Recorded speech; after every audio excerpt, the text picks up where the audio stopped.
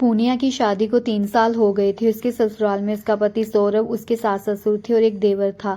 ननद जिसका नाम मनीषा था, उसकी शादी पूनिया की शादी के 2 साल पहले ही हो गई थी। तो कहानी यहाँ से शुरू होती है। पूनिया की सास गायत्री रसोई में खाना बना रही थी तो उधर से पूनिया का पति सौरभ आता है और बोलता है कि माँ, खाना बन गया क्या? मुझे ऑफिस के लिए लेट हो रहा है। और ये पूनिया कहाँ चली गई? सुबह सुबह कहीं दिखाई भी नहीं दे रही।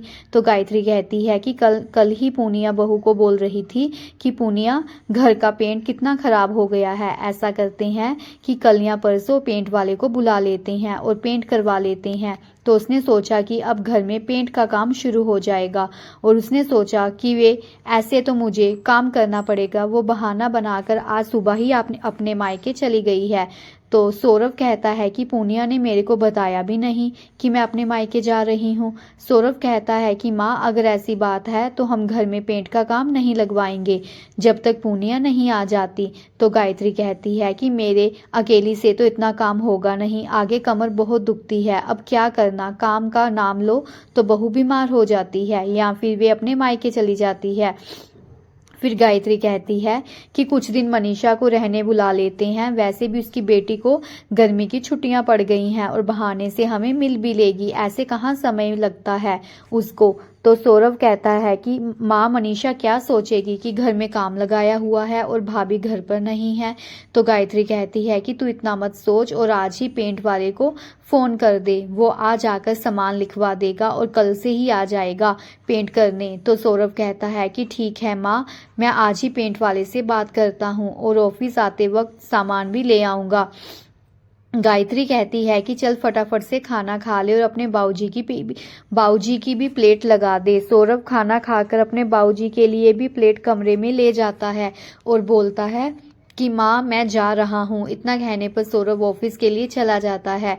शाम को जब सौरभ घर वापस आता है तो गायत्री कहती है कि सौरभ बेटा, किया था फोन मनीषा को? तो सौरभ कहता है कि माँ, आज ऑफिस में इतना काम था कि लंच करने का भी समय नहीं मिला। तो गायत्री कहती है कि चलो कोई बात नहीं, मैं मनीषा को फोन लगाती हूँ। फिर गायत्री मनीषा को फोन करती है और बोलती है कि मनीषा, अब तो गुड़िया को भी स्कूल में छुट्टियां पड़ गई हैं, पिछले साल गर्मी की छुट्टियों में नहीं आई थी, क्या बात है, याद नहीं आती तुम्हें अपने मायके की? तो मनीषा कहती है कि याद तो आती है पर क्या करूं, समय ही नहीं मिल पाता। अब तो मैंने भी स्कूल ज्वाइन कर लिया है। फिर मनीषा कहती है कि माँ, भाभी तो घर पर ही है या फिर मायके गई हुई है? तो गायत्री कहती है कि तुम्हारी भाभी तो अपने मायके गई हुई है। फिर मनीषा कहती है कि तभी माँ आपको मेरी याद आई, कुछ काम होगा आपको भी घर में? तो गायत्री कहती है कि हाँ, सोच रहे हैं कि घर में पेंट का काम ही करवा लें, कितना गंदा लग रहा है घर। तो मनीषा कहती है कि तभी माँ आप मुझे फोन कर रही हो। तो गायत्री कहती है कि ठीक है, अगर नहीं आना तुम्हें तो बता दे। तो मनीषा कहती है कि माँ, मैं मजाक कर रही हूँ, आ जाऊंगी कल तक। रात को पूनिया सौरभ को फोन करती है और बोलती है कि माँ जी ने पेंट का काम लगवा लिया क्या घर में? तो सौरभ कहता है कि तुम्हें क्या, तुमने कौन सा आना है जो तुम बोल रही हो? तो पूनिया कहती है कि आप मुझे गलत समझ रहे हो, ऐसी बात नहीं है, वो मेरी तबीयत ठीक नहीं थी इसलिए सोचा कि अपनी माँ के पास जाकर थोड़ी बहुत रेस्ट कर लूँ, वैसे भी माँ जी मुझे कामचोर समझती हैं। तो सौरभ कहता है कि तुम काम ही ऐसे करती हो कि माँ तुम्हें कामचोर समझे। चल ठीक है, कल वैसे भी मनीषा आ रही है घर, सुबह बात करते हैं। इतना कहकर सौरभ फोन काट देता है। अगले दिन सुबह घर में पेंट वाला आ जाता है और शाम को मनीषा भी आ जाती है और बोलती है कि माँ, मैं भाभी को फोन करूं कि वे घर पर आ जाए। तो गायत्री कहती है कि वो हमसे पूछकर नहीं गई थी, अब गई है, अब आएगी भी अपनी मर्जी से ही।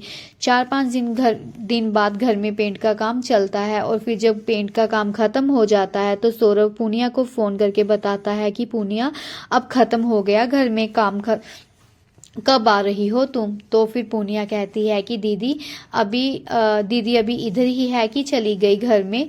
तो सौरभ कहता है कि अब तुम्हें क्या प्रॉब्लम हो रही है, जब मनीषा जाएगी फिर आओगी क्या तुम घर में?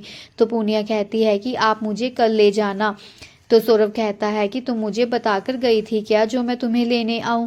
तो पूनिया कहती है कि चलो ठीक है, मैं आ जाऊंगी। अगले दिन सुबह सुबह ही पूनिया घर आ जाती है। घर आकर गायत्री कहती है कि देखो बहू, तुम्हारे आने की खुशी में हम सब ने घर में पेंट करवा दिया है। तो पूनिया कुछ नहीं बोलती, फिर सबके लिए दोपहर का खाना बनाती है। खाना बनाकर सबको परोसती है। कुछ दिनों तक घर का माहौल अच्छा रहता है। फिर एक दिन गायत्री को बहुत तेज बुखार आता है तो मनोज उसे डॉक्टर के पास ले जाता है। घर आकर मनोज पूनिया को कहता है कि डॉक्टर ने माँ को रेस्ट करने के लिए कहा है। तो पूनिया सौरभ की बातों की तरफ ध्यान नहीं देती। फिर सौरभ ही माँ की देखभाल करता है। कुछ दिनों तक गायत्री बिल्कुल ठीक हो जाती है।